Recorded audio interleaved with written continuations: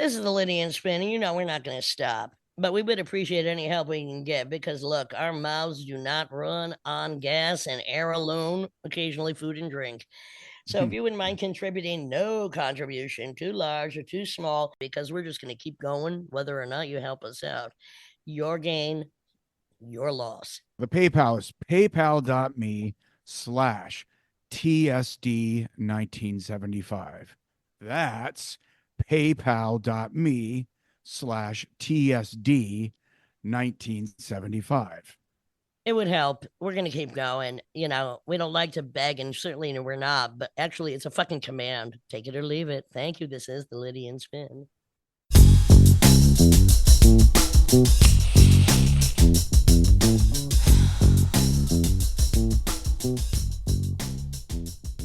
Should we do it? Sure should. Here we are. This is the Lydian Spin with Lydia Lunch and Tim Dahl, bouncing back after her many miles as a road dog here, there, and just a lot of touring. We took a break. I also had this little leg surgery, which is recovering after the second one tomorrow, but whatever. Jesus, I mean, what are they pulling out, veins? No. They're actually correcting some, so I don't die in a plane. But get those compression socks. I'm telling you, they work. Well, all the above. Yes, exactly. I know, whatever. What do you got to expect? Well, there's stuff in motion. I guess Mangioni's trial is scheduled for September 8th. Should we go? I think that'd be all those girls that are in love with him. Difficult. Come on, I mean, I wouldn't want to wake up. Fetishist. Wow. I mean, like I always say, most ladies want a serial killer as a boyfriend till they get one, but serial killers rarely kill their girlfriends or their wives. Plus, he's not a serial killer. He just took out one person, then needed to go. He took out a serial killer. Exactly. So he was like a Dexter. He's like the Dexter. Oh my God. I had to say, I have been luxuriating in absolute laziness. I watched a film today. I had to.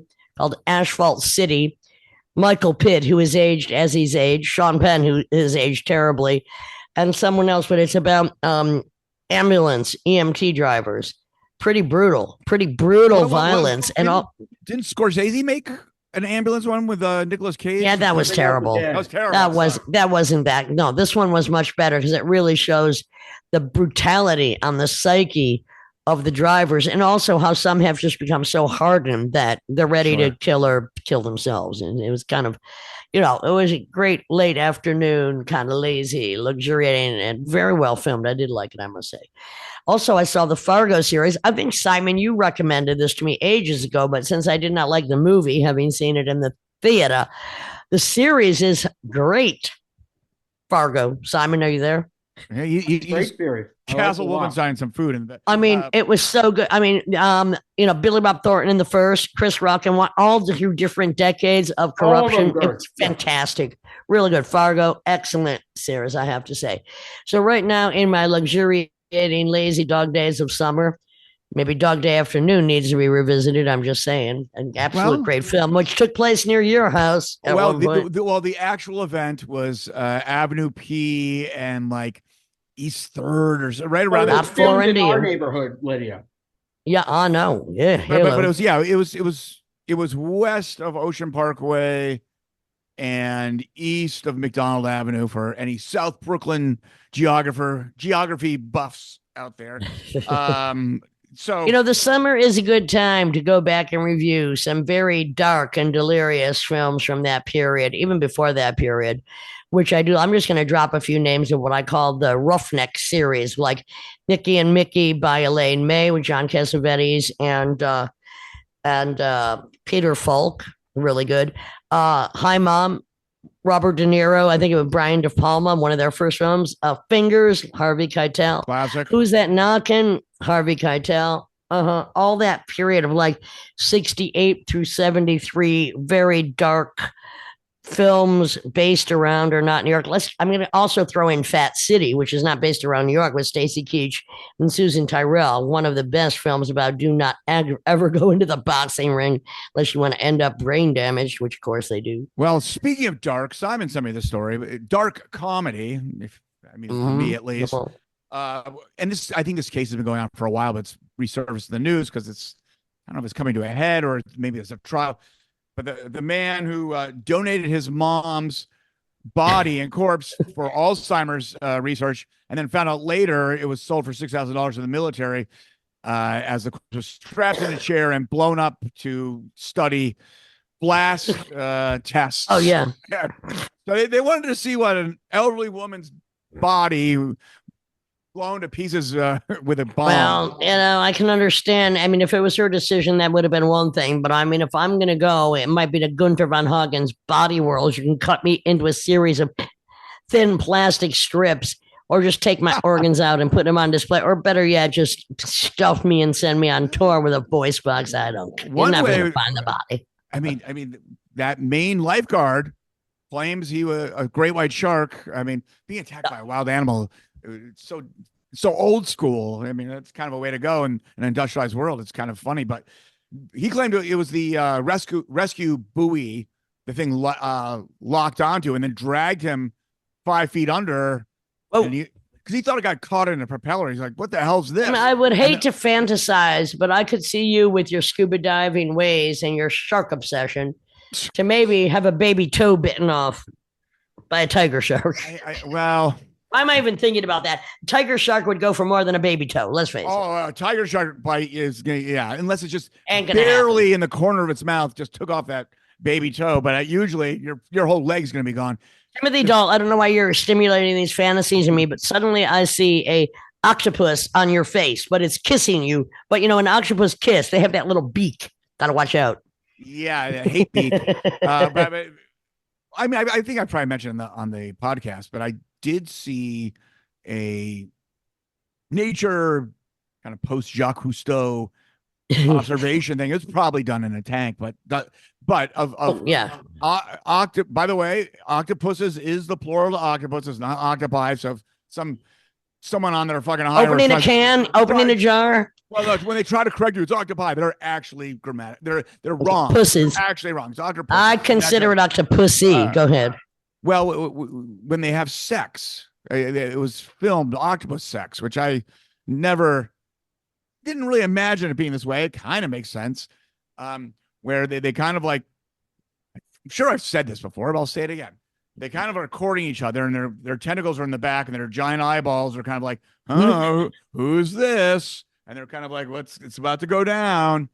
At which point, the male octopus rolls up one of its tentacles, kind of like a cinnamon bun. And the little frog sounds delicious. Well, it starts basically jacking off with that thing. And jacking itself. Yes, and then in the middle of the rolled up. If you had 8 arms, wouldn't you be jacking off right now? Well, all right, we'll go into that later. So, and so then the sperm's like in the core. It's kind of like the cream frosting of a cinnamon bun. It uncoils. It just rolls it out like a carpet, slowly, pretty, in a very grand fashion. Sensually. Yeah, and then it kind of hits the one orifice of the female octopus, and then the split second of the sperm entering, they both just gun it at lightning speed away from each other, like they just don't want to ever see each other ever again, and that's it. It's just done. I understand how that feels. They're like out of. They're both out of there. They're both like, "Fuck this! We got our keys and we're out of here." Both. Yeah, I can understand. I do understand. What do you like? Why you like octopus more than squid for food? Oh, delicious! I like the baby ones. I mean, I like the real baby octopus, grilled, delicious. I mean, I figure if you're gonna eat something, you might as well eat something smarter than you are instead of dumber, which is why I rarely eat red meat. I had whale sashimi and sushi and. No, whale sashimi in Japan, and must have been delicious.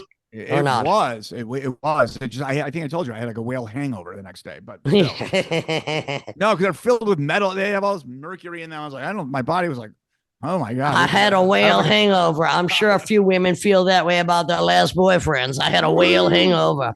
Yeah, got rid of 195 pounds of ugly fat. That's right. I had a whale hangover. Yes. I'm just feeling frisky. I don't know. For stories, I don't know. I got I got nothing. I don't know. There's like another like frat boy hazing death happened. They'll seem to happen regularly. Yeah, you know what? Look, it's the lazy, hazy days of summer. I'm liking these mini bursts of storms we've had. I mean, I know a lot of other cities like Chicago devastated, like 2 possible tornadoes, flooded. I mean, where I live, which is not far from where you live, but still we have microclimates. And I get like 5 minutes of rain and it's gone. I get like 4 thunderclaps, it's done. I'm like, where, what? Well, Bring it on. yesterday I was at Hannah Marcus's. We're working on her record, and yes, she's in Williamsburg, and that was a pretty solid lightning blast and drench. Yeah, it is weird that in an area, look, we know that Brooklyn is huge, but there are microclimates that happen. Very bizarre. Sure. Absolutely. I mean, I love the wind, the rain, the thunder, the lightning. Do you like the fog? I like the fog. I don't like the wildfires. I like the fog. I like dress shows. I like the Santa Ana Devil Winds. I like me and you, Dust Devils. We were the only ones who were brave enough on that ferry from Calais to Dover. Where Come on now. It was kind of like a insane wind blast. Sebastian Greppa could not believe it. We were being blown back against the ship's. No, I think we both were like leaning forward like a ski jumper at one point. We loved it. And we're just being held in place by the wind. It was I love the wind. It's a mysterious force in nature. And, Mother Nature, she is being rather persnickety right now. So many fires, monsoons, tsunamis. I've been saying this shit for years. What do you expect? You abuse somebody, they might fight back. All I'm saying. And we're seeing it in real time. This is the Lydia Spin featuring Lydia Lunch and Tim Dahl. Man. All we know and more.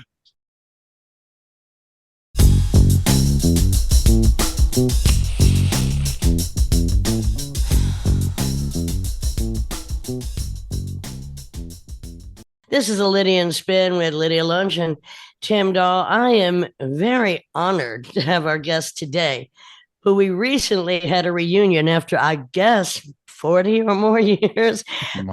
Jeffrey Henson Scales, renowned photographer, documentarian, award-winning New York Times photographer, editor, has worked at the LA Weekly photo exhibits all over the world. But some things that, and by the way, thank you for the books that you gave me. Let's go back to our beginning, then we're going to go back to your beginning. You took a photo of me when you were photographing alt people in LA. You brought me the photo this week, correct? Which I think was 81 or 80 or 81, which was fantastic. And at that time, you were photographing like the Germs, the Go-Go's, Exene. And then all this time later, you're having a re-up on it. Yes. Which I got an email from you. I'm like, who is this? What do you want? And you go, well, let me remind you, my friend. And I have to say, the original photograph is so iconographic and fantastic. I did not remember the cat in it. But we have a few other things in common, and we're going to go back over that. I did not realize that you had work done in Rochester, New York, my hometown. Oh, okay. For quite a few years. And also we were privy to or victims of or survivors of the riots of 67. Yes. So I was in Chicago and Detroit. I didn't see very much, but I was supposed to go to Detroit with my grandmother, but we couldn't get in because of the riots in 67. But let's go back a little before that, because you're growing up on the West Coast. You get a camera when you're 13. Right. Thank you. Or 11, yeah. And you start photographing almost immediately the Black Panthers. Yes, they Holy moly. Well, they were friends of my father's, and they were around, and they were very encouraging to have me around to do photos. As just a young man on the scene. Well, it's amazing. Were you aware of a Larry Clark or even a Diane Arbus or any of these people that were just kind of going out in the world and taking photographs of the things people try to turn away from? People were told to reject. Were you aware that these types of photographers existed? At 13, 14. At 13, yeah. Was that possible? Yeah. Well, yeah. I mean, when I was 11, my father gave me and my brother a collection of every issue of Life magazine from 1936 to 1967. Okay. And so I'd been poring over all of those for years, and also every issue of Look magazine. He just Mm, came home one day with these boxes and said, "Oh, you'll like these." And that's so, cool. At that time, were you living in the Haight yet, or were you living in that big house in Berkeley you told me about and we're going to talk yeah, about? in Berkeley. Or let's see. No, actually we got the magazines in the Haight, or just right above the So Haight Street. you're 11 years old living in San Francisco in the Haight in the 60s. What an experience. Yes, that was fun. That was a good time to be there. But what I mean, about trying to escape out your window to go see Jimi Hendrix when you were how old? I was 13, and that was when my parents said, "Oh, I guess it's time to send you to the Midwest to stay with your relatives." To go stay with Granny. Well, my aunt, and then I spent some time with my grandmother who was in Iowa. She came and picked me up and was taking me around the Midwest. in Iowa City or where in Iowa? Des Moines. Oh, Des Moines. Okay, But But just my father was born in Iowa City, and interesting. both my parents were from Iowa. I so didn't realize. Oh, go ahead. I you're a didn't, youngster, you're traveling around the Midwest, and the riots are starting or are in full bore. What the hell? In some places they well, were. yeah, which rights? I mean, Chicago was on fire. Well, Detroit. Detroit was more on fire when Uh, because we couldn't get into Detroit. Chicago was very tense, and I saw some arrests and stuff when I was there. And the Rochester was on fire when I was there as a youngster in 67, right in front of my house, the riots. Mhm. Yeah. So, Another thing we shared when I was going over your so illustrious. go down the list of when you were sent to the Midwest. Which cities and for how long did you live in these places? Oh, And were well, you I was snapping pics? Were you snapping pics then? just a few. I We were in Chicago for a few days. We went to Davenport, Iowa. We went to Iowa City. I first was in St. Paul, is where my aunt lived. Okay. So I was there for like three or 4 weeks, and then took like about 7 or 8 days, like traveling around with my grandmother, trying to go to these places. But we went to Davenport and Iowa City, and we were going to go to Detroit, but we couldn't go to Detroit. Then we went to Chicago, and after that, I went back to St. Paul and then back to California. And was this a It, formative experience? I mean, like as a kid, I mean, you clearly remember this. Like, what sticks with you right now to this day? I mean, like, Um, well, just the tension in some of those inner cities, particularly Chicago, because I was sort of growing up in Berkeley in the Haight. It was very you know, the summer of love, and everything was mellow and groovy, and before the summer of hate came in, yeah, it was. go see the But by the way, Grateful Dead on pickup trucks. I just saw on the news today that they're bringing back to San Francisco the Ken Kesey bus.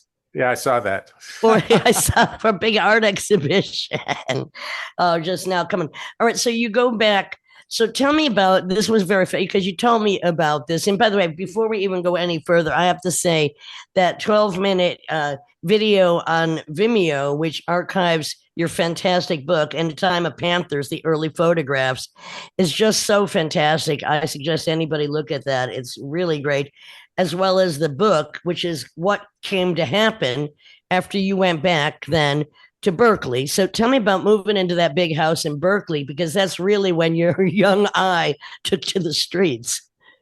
Yeah, well, my father got a deal on this house that this guy, he loved jazz, and he had this big house. It had a ballroom and 4 stories and a view off the deck of the entire San Francisco Bay. And this guy had the house, and he used to have these parties, and he would always tell jazz musicians when they were coming to the Bay Area, they could all stay there for free. And so my father was at one of those parties and said, "Well, if you ever are in a crunch for money and you're going to sell this place, call me. And that happened in 1962, I believe. Wow. 63. And then in May of 1967, Stokely Carmichael left the group SNCC, Southern, what is it? I forget what it stands for. Student Nonviolent Coordinating Committee, SNCC, SNCC. And he turned over the leadership to H. Rap Brown. And they had this celebration event for that at our house. And Stokely gave a big, powerful speech, and so did H. Rap Brown, and there was like hundreds of people there. And a bunch of the Panthers were there too. So my father was friends with Eldridge Cleaver for some time. Having a party for the release of Soul on Ice at this house. That was in 68, I guess. That was when I met Eldridge at the Panther office. And Bobby Seale says, so Eldridge, because Eldridge was the editor of the newspaper. So I was taking pictures. They said, well, Jeffrey's going to take pictures for the newspaper. And at 14. Yeah, I was probably 13 then, but even better. And so Eldridge says, Jeffrey Scales, is your father Emmett Scales? I said, yeah. You still have that big house in the Berkeley Hills? Yeah. Well, you have to have a party for my book. My kind of attitude. Exactly. And so he did. I'll ask Dad. And so they said, okay. We had the party. Book signing party, which was, my mother went and told some of the Panthers, oh, it's so great Jeffrey's involved. It's just like the Boy Scouts. Fantastic. Did you find out if your father had like an FBI file on him just by pure association? Yeah. Yeah, they used to sit outside in their car and make movies of us coming and going from the house. The FBI did. Okay. Yeah, in their what are those Crown Vic, those old big Plymouths back then. Sure. And then whenever I would go over to Eldridge's house, they would be watching from across the street. And where was Eldridge living at the time? Was he in Oakland or? No, he was in San Francisco. He was in the city. Okay. Yeah, and I remember one time I came home from school and my father said, well, the FBI came to see me today, Jeffrey. Oh. Oh.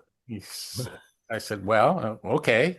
I said, well, they said they were questioning people in New York about the New York 21, and every other question, your name came up.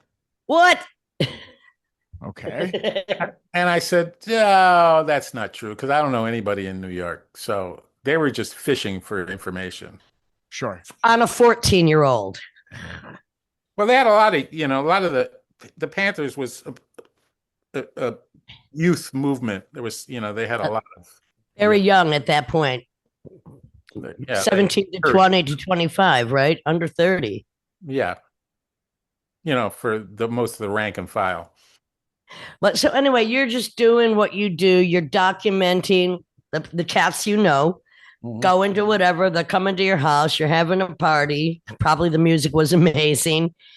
And you forget about these files for quite a long time. You forget about these photographs. Because I guess you just go on to do what? We'll get back to what you went on to do. But you found those photos then not that long ago in your mother's house when she passed. And you're like, wait a minute. Yeah, after about 1972, I didn't see the pictures, except for a few of them. And, I sort of went on with my life as a teenager.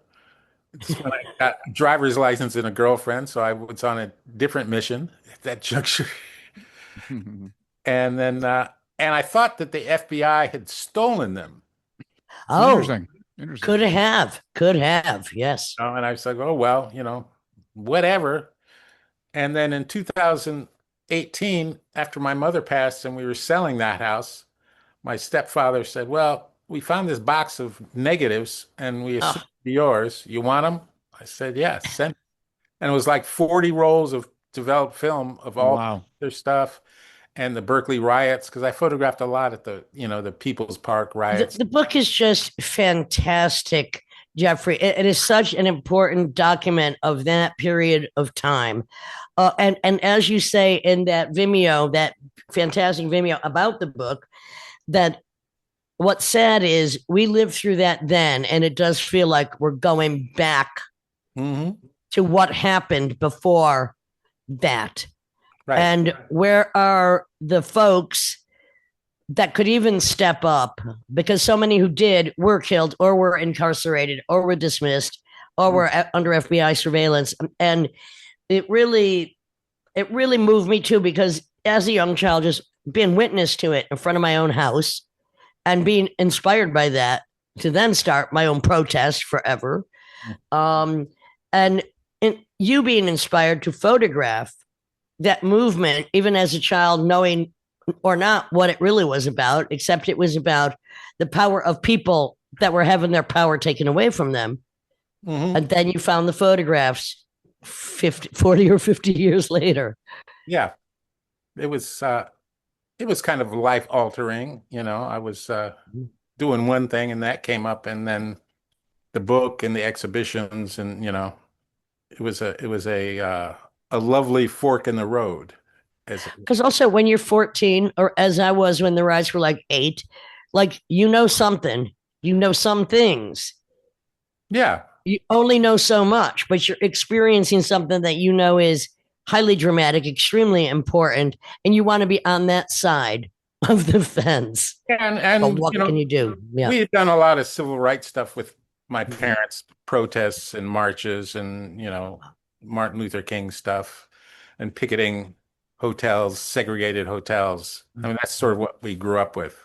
Yeah. My mother was, a San Francisco beatnik type from the 50s. Right. Well, she was a painter. She was a painter and a filmmaker, and then ultimately a PhD in early childhood development. No wonder you turned out so well. Did you ever run into R. Crumb? No. Not that I know of. All right. So let's go back. So now let's go back to now you're a teenager. What are you doing? Where are you going? What's on your mind? And what you do? Go to school? What was you did these photographs? You didn't even know how important they were at the time. How could you? You just were doing it. Yeah, I knew they were important, but I didn't. Not how important. Yeah. I wasn't thinking of legacy particularly. I was just trying to take good pictures, like the pictures I saw in Life magazine, and also be part of a movement that I believed in. Yeah. Because at that time, I also went to all of Huey Newton's trial. I went every day to the court. When you were like 15, 16? It was 14. Jeez. You have to get down there at 6 o'clock in the morning and line up, and because his attorney had also been my father's attorney, so there was a certain familiarity. I used to visit him in jail. Visiting days were Wednesday. I would go see him. And he was very generous and affable, I remember. What's interesting also is when we were discussing this or setting up our meeting and stuff, and I was talking about Pat Thomas and the Evergreen Review, and then you showed me that you had a big collection of the Evergreen Review, which had a lot of stuff on the Black Panthers, Jean Genet and the Black Panthers, and the anthology of the Evergreen Review, which came out, which is just fantastic. And I think there's some kind of affiliation between these concepts, between this need to document, and then it's not over now. It's more important than ever that these things come to light. Yes, it is. I mean, it's, there are those whose idea of, when America was great was Jim Crow. I'm still waiting for it to be great. I think it's grating. I think it's it's the most hypocritic, it's hypocrisy is what democracy is not. Right. That's what it is. We know that. So now you're a teenager. What you doing? So you're in Berkeley for a while. Where do you go to school? Where do you go after that? How do you end up in LA? Well, when I graduated high school, PBS hired me to be a producer director trainee at KQED television. Was that a cable station or what? No, it was public TV. Public, yeah. Public TV, public access. Yeah, I don't think they had cable PBS. at that time. It's No. PBS. Yeah. So I worked PBS? Yes, PBS. So how did you get that? You just applied, or did you? there. Yeah, I just applied pretty much. And I think the work I had on the Panthers was influential. Sure. And it was a new program, a training program for people. So I did that for 2 years. Okay. Well, I trained for a year, then I worked as a producer director for another year. And where was that at? San Los Angeles. Francisco. Oh, San San Francisco. Okay. Francisco. It was KQED Channel 9, I think. Or yeah. And so I did that for 2 years, and then it was determined I wanted to go to NYU, but it was financially out of the question. I wanted to go Sure. to NYU Film School. So it was determined that I would go to UCLA. So I went to UCLA, and I couldn't the way their program operated is you aren't allowed to actually get your hands on the equipment for 2 years. Oh God. So it's all theory. It's all theory first, Bummer. and then yeah. Yeah. All your basic college stuff, which I had no interest in doing. You had your hand on the equipment since you were 13. Come on now. Kind of was, and I'd been working in television for 2 years. Yeah, so come on. So, and I ran into a friend of mine who was a singer that used to rehearse at our house. Her name was Mary McCreary. And I ran into her, and I started hanging around with her. And because my In father LA. In LA, what year? 73 Okay. or Okay. 74. Okay.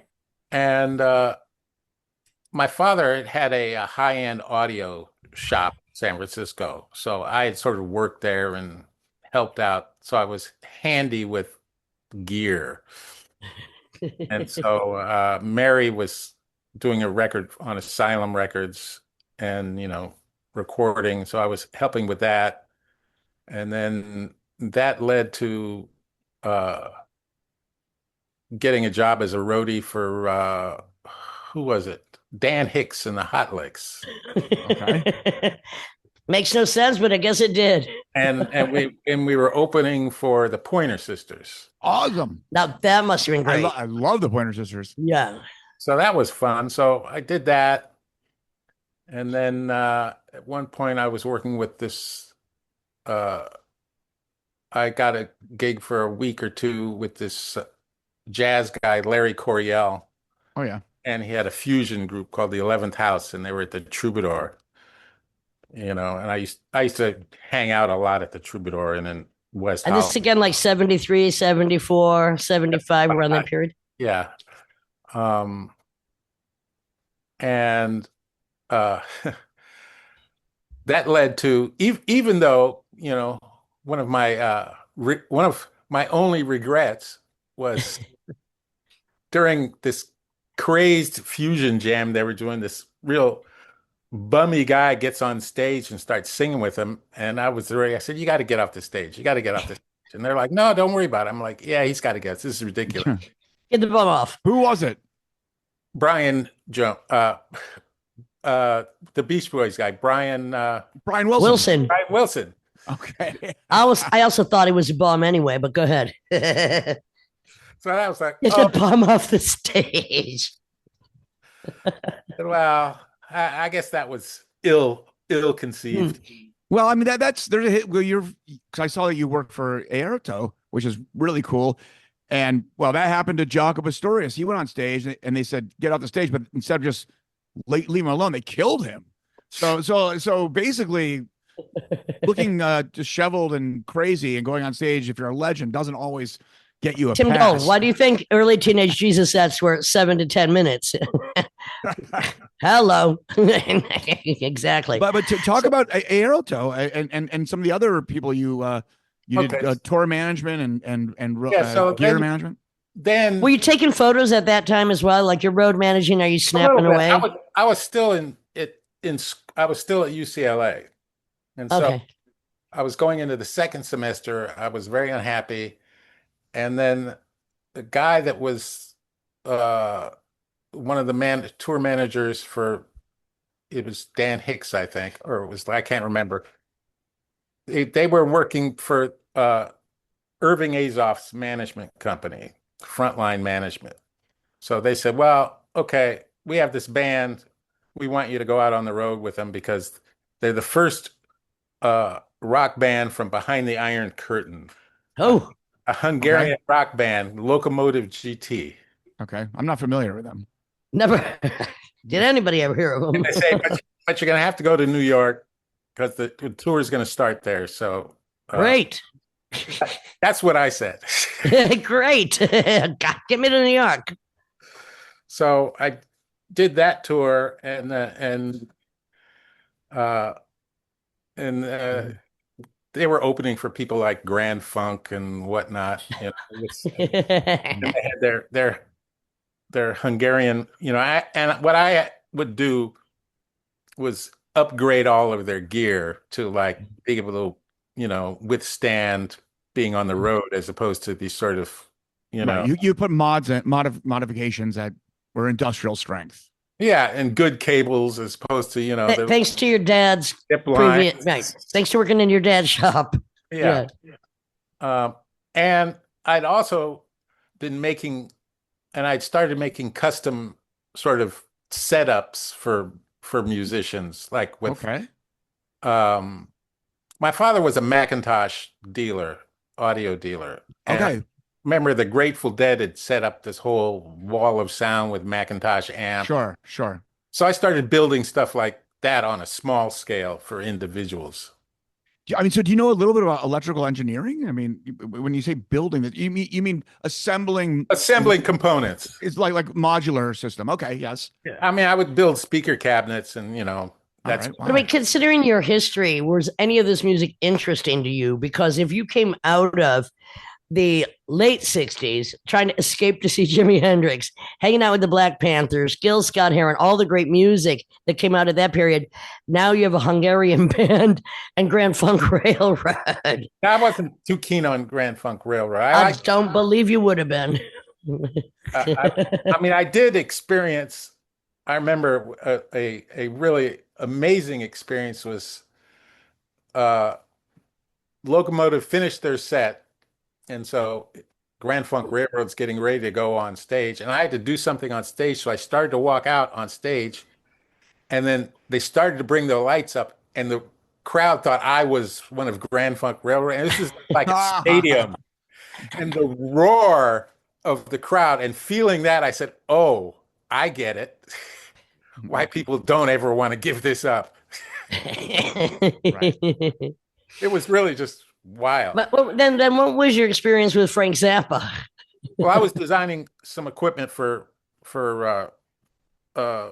people in his band, George Duke and George Duke and Larry Tom Fowler, the bass player. And so I used to go to their rehearsals a lot. And, that's when you went back to LA then after that stint. well, you go on the road. I started basically going in between LA, Berkeley, and New York because I would get on a tour and then come back to LA, and I was more or less living at the Tropicana. And were you living there when Tom Waits was living there? Yes. What? Say that again. Yes? Yeah. Oh, because Tom Waits was also on Asylum Records at that time, I think. Some of his first albums. No, I think he was on Reprise. Okay. I love Tom Waits. I'm just saying, from the beginning to the end. So, what about Minnie Riperton? Okay, we're getting there. All right. I'm anxious. So then I come, and so Irving Azoff's company, Frontline Managers, it was on Sunset across from the Roxy, you know, like up by Doheny and Sunset. Right. And then Elliot Roberts, who was another manager, his office was 2 doors down. And so somehow they said, oh, this guy, you know, he can work for some of your groups too. So he can do everything. then I went on the road with this group, the Kate Brothers from Arkansas. You know, a Southern rock band, which was, you know, an odd experience, but they were pretty nice. Kind of like Black Oak, Arkansas, or what? Well, we opened for Leonard Skinner. Okay, Okay. well, I did All right. cover "Ooh, That Smell of Death Surrounds You" by Leonard Skinner. Not that I like that band, but I do love that song. Just open for Leonard Skinner. You were just Their dip giant dabbing. Confederate flag was a little off-putting to me. You must have been not Yeah, I very. would You think were so. dip dabbling all over the place. So then at one point and going back to Frank Zappa, I remember because his at that time his live shows were really technically complex. I don't know if you'd seen him like in the 70s with Never saw him. Like, the lighting was extremely elaborate and because he had it cued to all his little time changes and whatnot. So I'm at the rehearsal and Frank's doing this guitar solo and it was like loud as fuck, the guitar. And so he comes over and sits next to me. He says, "So how did it sound?" I said, "Well, your guitar sounded great, but that was the only thing I could hear." probably made him happy. How do you respond to that? He said, "I pay people to tell me that." Oh, what a Roar. dick! What a dick! And then, like 2 days later, I get a call that says Frank wants you to go on the road with him. Oh, damn! And I said that He must have been a kind of difficult character. Let's face fact. I never have any problems. But I said that's his whole thing was so complex. I said that's like over my head. I'm not claiming to be one of those real super tech guys that was like, I do not blame you. somebody's pedal would break during a show, and I would take it to my hotel, open it up, change the battery, put it back together, and bring it back. Fixed it, and it seemed to always work. But so then Irving Azoff's people, somebody says, we have this artist Minnie Riperton, and we think you guys would really get along. Funny. So, what was her big hit? She had one big hit. It was called "Loving You." Loving You with the whistle tones and the birds. Yes, the birds. I mean, and she sings. She has a whistle tone vocal thing that she does. Yeah, it's a super high range. High exactly. And she had another one that right when I started working for her, she had a song called "Inside My Love" that got banned because it was too sexy. The chorus was "You Can Come Inside Me," was the chorus line. Well, also Les Fleurs is one of her big hits too, with a giant chorus, kind of almost Les Fleurs. If you heard it, you would know. Okay. All right. So let's get then. You're in LA, you're at the Tropicana on and off. Tom Waits is also there. And a few years later, you just decide to go from this series of weirdos to another series of weirdos, which was the LA punk scene. Mm-hmm. Well, I was at the Tropicana. That's where all like the bands from out of town would stay. And the LA punk scene was one of the more interesting sort of cultural moments in LA that had kind of a vibe. Absolute. Yeah. Early X, I mean, so good. Unbelievable. Right. Early X were so good. Screamers, Weirdos. There were a lot of Devo, all those Devo and the Go-Go's, and there was that, the Mask was that, groovy basement under the Porn Theater. So wait, so you just like, how did you even get involved in that scene? Just like it's happening, you're going? Well, with Minnie, I started as a roadie and then became tour manager and worked for her for 5 years. And we were very close until her death in 79. In 78, I was asked to, I'd started kind of photographing some of the punk stuff because I was at the Tropicana all the time. And so were they. So were they. And I was asked to be one of the founding members of the LA Weekly. Which, by the way, did you work there when Ron Athey worked there? No. Yeah, because he's a good friend of the podcast, but I know he worked, when I first met him, he was working at the LA Weekly. LA Weekly was like the West Coast Village Voice, only maybe cooler. Yeah, I've been the West Coast photographer for the Village Voice, one of their stringers. Okay. And so that kind of came naturally. So we started. It was a very important newspaper, the LA Weekly. Very important. Because we always we didn't have that in LA. Yeah. and it really helped build that community. Yeah, and it was very kind to Oh, most people, including myself. So yeah. So, and then at one point, I said, well, I want to try to photograph every punk band in LA. So I would have them come up to my little teeny office and take pictures. so drop some names now.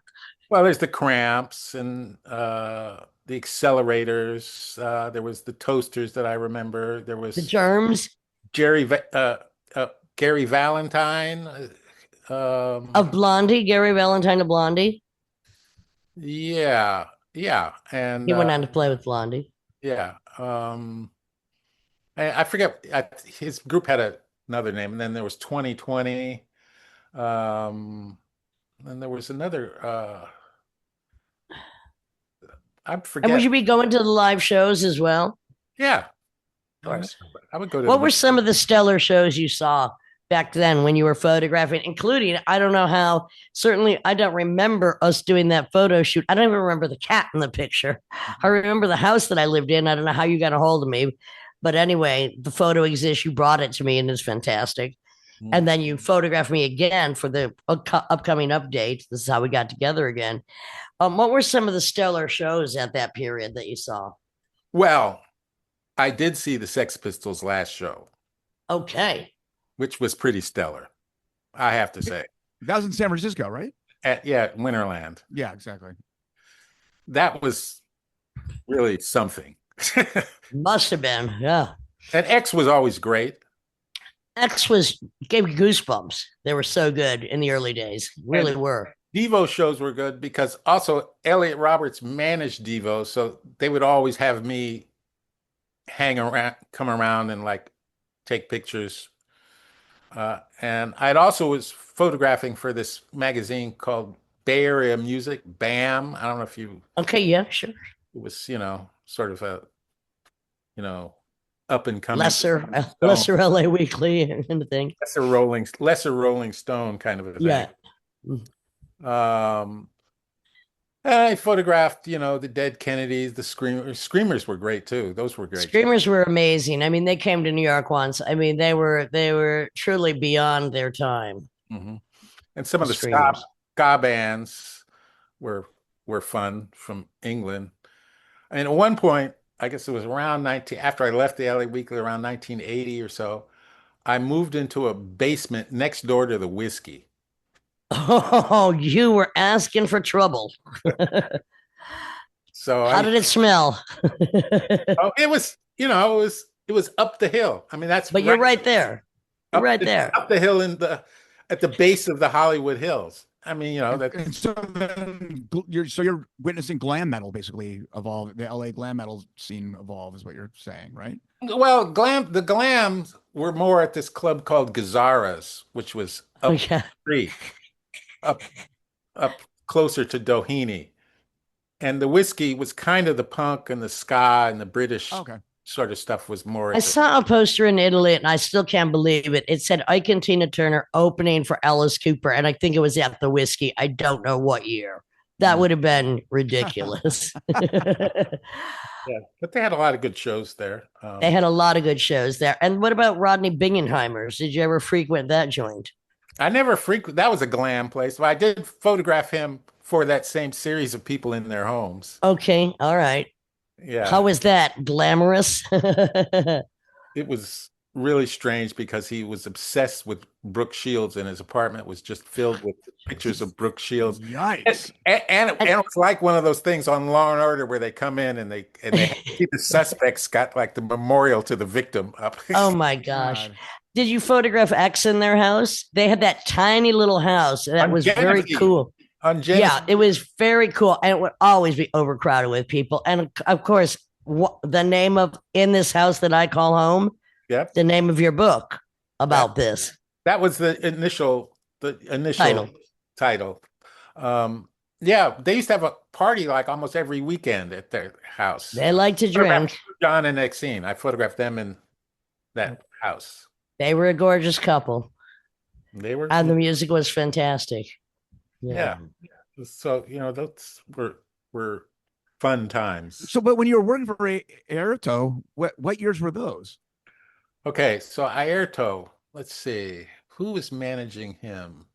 I think, how did I, he was either with Frontline or Elliot. I can't remember which, but they said, "Oh, we want you to go on the road." It was Frontline. And you go on the road with Airto, and I remember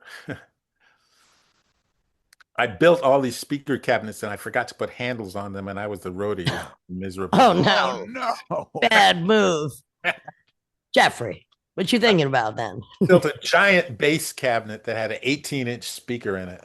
It just was ridiculous. Well, we had to leave sooner than they were ready. And the bass player, a guy named Charles Fambro, he said, "I love that cabinet. I used it for decades." But uh, so, Flora was in jail at the time, and I did a tour with Airto. So that was about 6 or 7 months. He was living in Long Beach. Really nice guy. And what year was that? Do you know? Probably 76, maybe. Okay, so right before all the punk stuff. So I didn't know if it overlapped at all, but yeah. Yeah. Wait, so he wasn't in Weather Report yet. I think he'd been in Weather Report Oh, okay. after Okay. Weather Report. Okay. Okay. Um, yeah. So it's a little cloudy. Come on now, it's decades Fair, ago. fair. How did you then you did some album cover artwork, photographs, the Jacksons. Come on now. How did that happen? The Jacksons, the Bengals, Arrested Development. You worked with a lot of very diverse group of people.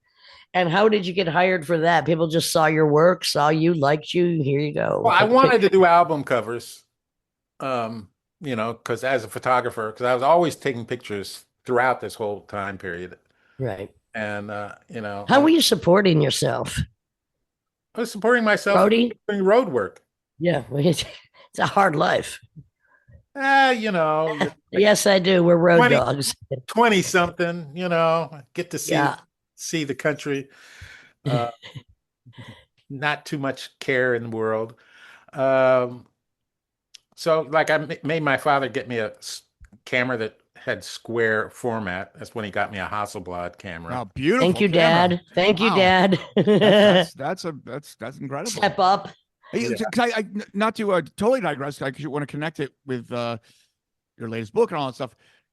When you got those negatives, do you still work with a dark room, or what's your process? Or My current process? Yeah, I mean, do you ever go analog anymore? Yes, I do. You're beautiful. So tell me about that. I never saw a bigger light than the one you brought to my house to photograph me. I thought it was a giant UFO. I hope I'm sure the photo is going to be good. The photo came out great. Nice. Yeah, I usually shoot film. This project, when I photographed Lydia to update the people in their homes, which I originally shot on 4x5. And that took a lot of light. It took like twice as much light as, I had to have those strobes, that. Sure. And By the way, Jeffrey, I showed a few people that came to my house that beautiful photo you gave me. And this was the greatest compliment. He goes, "No, put it on that chair. I need some distance to see this photograph." Because he felt like he was in that room that you shot me in. I thought that was a pretty cool concept about his interpretation of he was diving in. yeah, that's because I showed a couple of those pictures at NYU for a faculty show, and I made them like 6 feet wide. It was fun. Wow. And thank you so much for bringing me that and the books. And again, I want to, before we end this, you can go back to Tim's question. I really want to talk about the Black Panthers book and the Vimeo video because it's so good. Okay, go ahead. What was your question? You got the Hasselblad. I was talking about that, or just the fact that you found these old negatives from when you Yeah, were a kid. I shoot a lot of film. I decided to do this update because I didn't want to do 4x5. It's too much weight to carry. Yeah. And too much light. And Fuji, they loaned me this 100 megapixel camera, so that's almost as strong as a 4x5. But I usually shoot 2.25. I still have the Hasselblad. I've been working on a project in Central Park of in the area that used to be Seneca Village, which used to be a black town that was destroyed to make Central Park. I'm shooting that on When film. did that happen? When did that happen? 1834. Yeah. Okay. And in the 1850s, Okay. it started in 1834 and then was taken over when they started building Central Park. I think was 1850 or It's basically all the work that you do is as a photographic journalist, as a documentarian of specific moments in time that we do not want to lose. And thank you for doing that. well, that's one of the things that really interests me about photography and its relation to history, and how, as a creative description of history, I think it's one of the most powerful forms of that. Because For also sure. it allows the viewer to interpret it in many different ways. Yeah. But Well, and another one of the books that you brought me called House, which documented Harlem barbershops over the course of over the 6 years time, which that was I one found barbershop. fantastic. I mean, I found hilarious and wonderful because that was besides the church, the hangout. That was the therapy session. That was the place people went.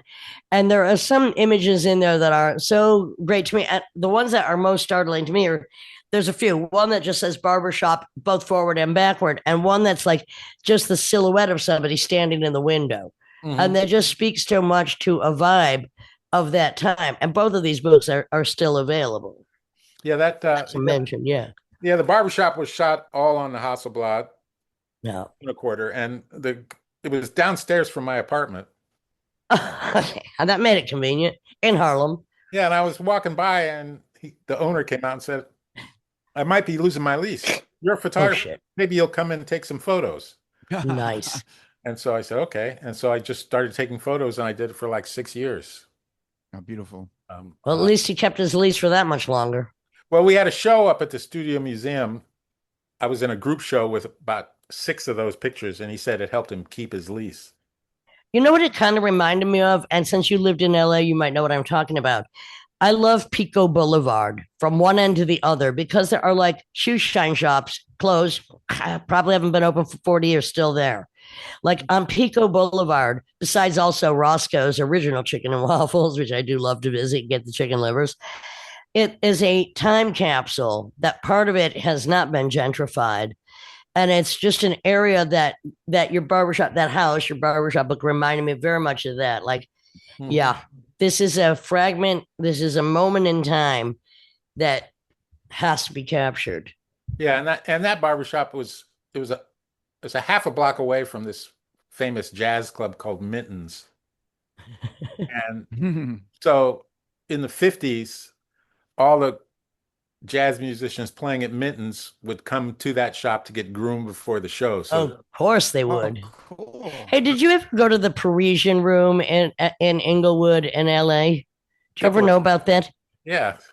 I would go to the Parisian Room and I'd be there with my biker boyfriend, only two white kids with everybody in their Sunday best, 60 to 75-year-old couples.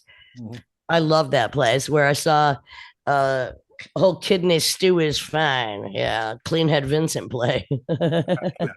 Well, of course, we're talking about capturing all these moments and people and places. Ansel Adams was San Francisco, and although it's a very different style, these giant landscapes and all that stuff, did you ever study or come across Ansel? No, I went to the San Francisco Art Institute for a semester, and one of my teachers there was Perkle Jones, who was one of his assistants. And I used to print in Imogene Cunningham's darkroom because her son lived behind us in Berkeley, and her darkroom was at her son's house. So, if our darkroom was out of commission, or I forget the reasons why, I would go over there and print in that darkroom. Jeffrey, that is another connection we have because you went there for 1 year and I taught for one semester when Karen Finley could not because she was pregnant. So they called me in, which was a pretty fantastic experience. We spread false rumors and all kinds of lies about what was going on in the classroom. My mother used to take me there instead of childcare when I was like 6. Just studying there. I would go to her painting classes with her. What was this thing that you had in Rochester that went from like for 5 or so years? This was it an exhibition or what? Yeah, it was a traveling exhibition put together by the Visual arts? Visual Studies Workshop in Rochester. Um, it's run by a guy named was run by a guy named Nathan Lyons, and the curator there was a guy named Jim Wyman. Did And you spend time in Rochester? not very much. I would go up, to prep the show and everything, and back. Because so many radicals went through there, which I think just got in the water and then into my blood. I mean, Sal Alinsky, Rules for Radicals, stage a fart in at the Eastman Opera House. Emma Goldman went through there. The Underground Railroad went through there. Malcolm X and Martin Luther King spoke there. The race riots went through there twice. And I think all of that did somehow impact my future need to protest, as I will not stop doing, as you will not stop photographing, as we will continue to do what we were born to do. Mm-hmm.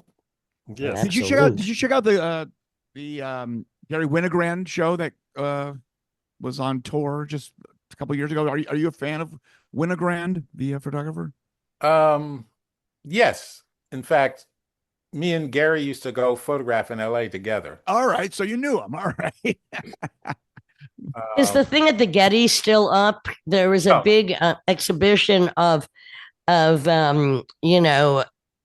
artists there that you were part of. Is that still up? I think it was up in February. Is it still up there? No, it closed in June. It's now in Mississippi somewhere.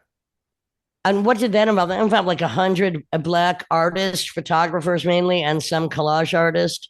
Yeah, it was called Photography in the Black Arts Movement, Right. 1945 to 1980. Wow. Something. Amazing. It looked great. Yeah, that looked really fantastic. Deborah Willis. So important right now. So important. It started at the National Portrait Gallery in Washington, D.C. That's opened last fall. Then the government shut down, and so of course they did, like everything. Yeah, but the Washington thing was nice. But I don't think I'm going to go to the Mississippi event just because. Don't blame you. To go anywhere, particularly Mississippi. LA is one thing. So now where were we? Anyway, yeah, I even shoot 8x10 film. I mean, I do all kinds of film stuff. And I occasionally still go in the darkroom. I had an archival printing lab in LA for about 5 years. Amazing. Well, your career, the trajectory of your life is something I am very honored to present and to know. And that we came back, I don't know, 40, 50, however many years later, doesn't matter. But in researching for this conversation, I realized we had a few landmarks in common, which is probably why I felt so comfortable to invite you into my house the other day, because I usually only let Jasmine Hurst photograph me. But I had a feeling before I even had researched you or vetted you, there was something there. Yeah, that's something there. Sense too, just when I was sort of looking at what you were up to. Yeah, I'm up in it. I'm up in it. And I still got to send you a few things I got in mind. So that's what we're going to do. But I'm so happy to have you on. I just want to say one more time, the books are still available. In a Time of Panthers, the early photographs, House, and the video on Vimeo, which is in conjunction with the book, which is really good. A 12-minute, really fantastic. It shows a lot of the photographs and really great narrative by you that tells about what was happening, is on Vimeo. And Jeffrey Henson Scales, what a life, still living it, still doing it. I'm glad to know you again, my friend. Glad to reconnect with you and, do some collab going. That's right. I got some links for you coming, and I'm just so happy that we had this time together. I'm so very happy that you've been on this podcast. Thank you very much, my friend. All right. Thanks, Jeffrey. Pleasure meeting you. Nice. Keep doing what you do, my friend, because we ain't going to stop either. You know it.